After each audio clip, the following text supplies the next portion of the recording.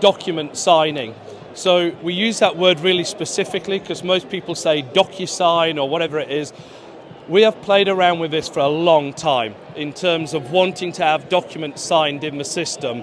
There's a few issues with it. You go with a DocuSign, you go with Adobe Sign, all of these Panda signs, and installers have to pay an additional license fee, even though we could API into those platforms. It would have been really easy for us to do it, definitely a lot cheaper for us to do it, but the installer's still paying additional costs.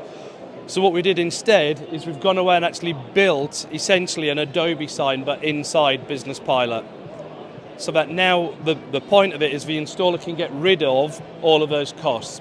But essentially just think this is contracts, any document, it doesn't matter. You can send it from Business Pilot, get it signed by the customer. If it's rejected by the customer, it manages all of that process, stores it all in here, legally compliant because it's all time and date stamped, but it's all within the system is the key thing. So, Arwen? Thank you.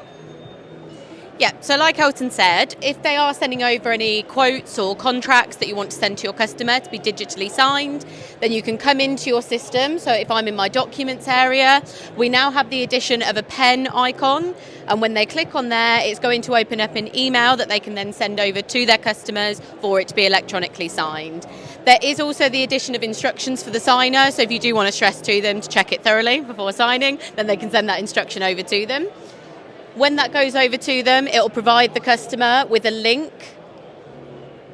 that looks like this. And when they click on the link, it will open up for them in what we call BPsign. I'll show you what that looks like. So it will have our BPsign branding on it. And if they click on there, it will take them to a landing page explaining a little bit more about BPsign as well. And then at the top, it will have their company logo at the very top for all your personalised branding as well.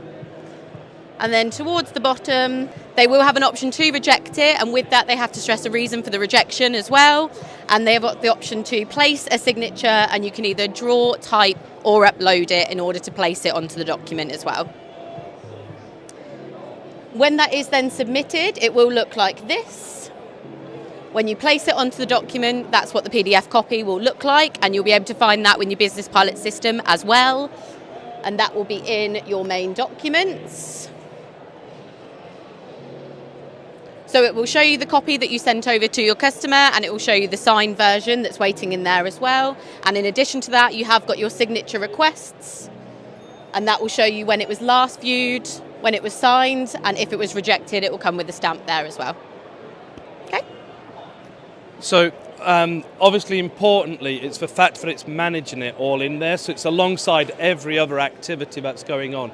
That's the key benefit to having that. People can sign documents anyway, whereas now there's a full audit trail. We sent it for signing on this day, you signed it on that date, and it's the audit trail that's important because some of the contracts, as we know, are expensive. You know, we're talking about big jobs, and we need the legal element of whether that job is definitely signed off, you know, and all the details of it. So that's the power of having all of that audit trail, not just the fact that I can upload a document.